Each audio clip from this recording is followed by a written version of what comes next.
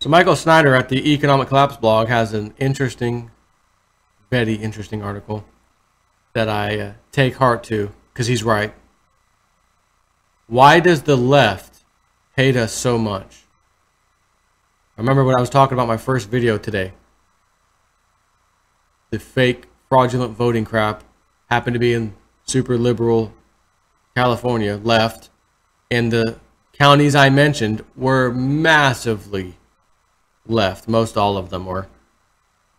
So why is it, we don't hate them like they hate us. We don't do to them what they do to us. You don't hear these fraudulent stories about voting against them. It's always them back to us for whatever reason, in those towns. So he says, this is Michael Snyder, why does the left hate us so much? Remember, he's running for Congress. Again, I hope he wins. Have you ever asked yourself this question? And again, I think he's out of Idaho. Even since I decided to run for Congress, I have spent quite a bit of time thinking about how divided our nation is. Donald Trump has become the most hated person in America. Earlier this year, a gunman tried to kill as many Republican members of Congress as possible at a baseball field in Virginia, and the mainstream media is fueling more hatred for conservatives on a daily basis. I think that I was more than a bit naive in thinking that I wouldn't be caught up in all of this when I decided to run for public office. It has only been a month, 1 month, and so far I have been slandered repeatedly. My wife and daughter have been called all sorts of names, and even our faith has been attacked. I have never, hold on, Michael, I feel you, buddy, because I've been slandered and everything else by a few shills and Silver Goldman and whatnot. They haven't gotten to my wife and kids yet, though. I bet that's probably next when they realize their comments to me are essentially water off a duck's back. But I do feel your pain. I have never seen the left so energized in my entire lifetime. But meanwhile, those of us that are trying to move the United States into a more conservative direction are facing an uphill battle when it comes to raising funds. If you believe that people like me should be running for Congress, I hope that you will support my campaign financially. He has a link here, by the way. And the link, as I always do in all my videos, is in the description box. It's usually the top first or second one. Since there is no incumbent running in my district, the race is completely wide open. And if I raise enough money, I will win because I have the strongest message by a very wide margin. So far, we have created a tremendous amount of buzz all over the district. On Friday, I was down in Coeur d'Alene, and there are some wonderful conservative people down there that are super excited that I am running. Everywhere we go, we are finding that voters are resonating with my extremely conservative message. And if I have enough resources to get this message to every voter in the district, there is no way that I should lose this race. But of course, not everybody is pleased by all the buzz I'm creating. If I win this election, I am very rapidly going to become one of the most hated members of Congress in the entire country. And the reason why I will be hated so much is because I will be what the left fears the most, a conservative with a backbone. In the end, this is not a battle about tax rates, the size of government, or how to fix our economy. All of those are very important issues, but at the core, this is a fight for the soul of our nation. Over the past 100 years, we have seen big government leftists take power all over the world. The so-called progressives of today are driven by the same philosophies and are using the same tactics as the communists of the USSR, the brown shirts of Nazi Germany, and the Maoists of Red China. Or Maoists, actually. Maoists of Red China. At this moment, the progressives dominate most of the political systems on the entire planet. And they would love to fully take control of the United States as well, but there are enough of us that still love liberty and freedom to stand in their way. In leftist societies, big government rapidly becomes the centerpiece of society, and that is one reason why so many of these big government systems are so godless, because government essentially takes the place of God over time. Two diametrically opposed worldviews are clashing in our country right now, and eventually one of those worldviews will be vanquished by the other.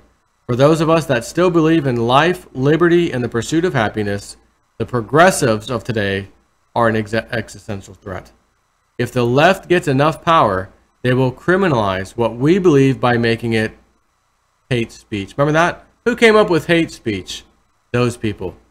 Who just ruled recently that hate speech is no such thing as free speech is free speech? Oh, after Donald Trump got elected. Oh, after he got a Supreme Court guy in there, conservative. Not amazing. Sadly, this is already starting to happen in local communities all over America. And online, a number of social media companies have been making a renewed effort to censor conservative voices in the aftermath of Donald Trump's surprise election victory last November. They see how powerful the alternative media has become, and they want to shut us up. Unfortunately, I am seeing a lot of apathy among conservatives right now. They seem to think that the battle is over because we got Donald Trump into the White House. What they don't understand is that the battle is just beginning. We need people to stand up and fight like never before. And this is something that I talk about in my brand new book entitled Living a Life That Really Matters. If America does not change direction immediately, there is not going to be an America. And actually, that is going to be one of my major themes when I speak at Pastor Benjamin Faircloth's church in Savannah, Georgia, later in August. The What's Next Prophecy Conference will be held on Saturday, August 19th and Sunday, August 20th, and it will also be available online for those that are not able to make it in person. If you live anywhere near Livonia, I hope that you will come and join us. This is going to be one of my very few opportunities to travel out of state in the near future because I'm going to be spending almost all of my time traveling all over Idaho for my campaign. You know, I have actually been criticized by certain Christians for moving into the world of politics. They seem to believe that ministry can only be done in a church, and that therefore trying to take my message to a national platform in Washington, D.C. must be a mistake. But all I can tell them is that I must do what I feel like God is leading me to do. And thankfully, so many others out there have rallied to my cause and have donated to my campaign. So far, the leading fundraiser in this race is an attorney from the Boise area named Dave Leroy. And in just 4 weeks, I have already had far more donors than he did during the entire second quarter. But because he is getting those big $1,000 and $2,000 checks, and I'm raising money $10, $20 at a time, I have a gap to make up. If you believe in what I'm trying to do, I would like to ask for your help. I'm the most conservative candidate in this race by a very wide margin, and it is absolutely imperative that we fill this open seat with a very strong conservative that will relentlessly fight for liberty and freedom. Most people don't understand that you do not just vote at the ballot box. The truth is that you vote when you decide who to support financially. So many Americans wouldn't think twice about spending $20 at a fast food place, but they will never even consider contributing that much towards the fight for the future of our nation. Every generation of Americans has had to fight for liberty and freedom, and now it is our turn. My family is putting so much on the line in this race, but there is no possible way that we will be successful without your help. If you would like to contribute to this fight, you can do so right here or by using a contribution form on my website. Thank you so much for standing with me, and if we all work together, I believe that we will be able to accomplish truly great things.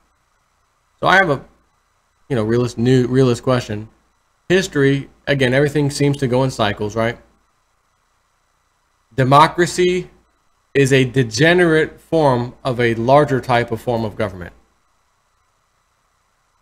And all you have to do is Google or search YouTube, because I've done 2 or 3 videos on this exact subject matter, probably the same title.